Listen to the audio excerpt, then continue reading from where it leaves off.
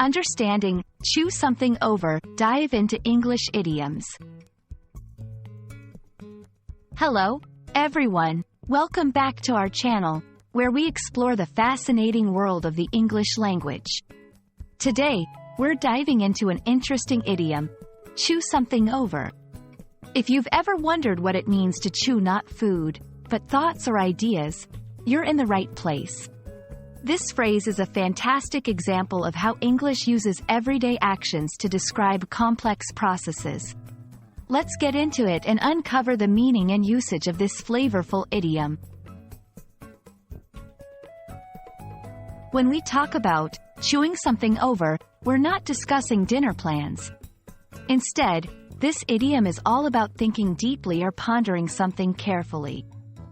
Just as you might chew your food thoroughly to savor it or digest it better, chewing something over involves taking your time to consider an idea, problem, or decision from all angles before making up your mind. The phrase, chew something over, uses the physical act of chewing as a metaphor for the mental process of thinking. It suggests that just as chewing breaks down food, thinking deeply about a subject breaks it down into more understandable parts. This idiom, like many others in English, takes a physical action we all understand and applies it to a mental or emotional process, making the abstract more concrete. To help you grasp how to use chew something over in real-life contexts, let's look at a few examples. I need to chew over this job offer before making a decision. Here, it means the speaker will think carefully about the job offer before deciding. Let's chew over these plans and see if we can find a better solution.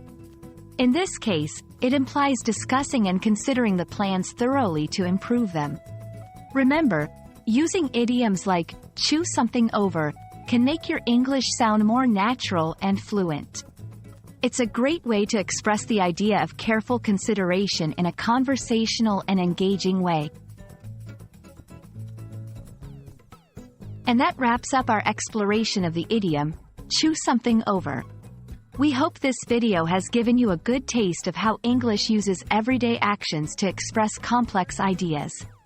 Idioms like this one enrich your language and make your conversations more colorful and expressive.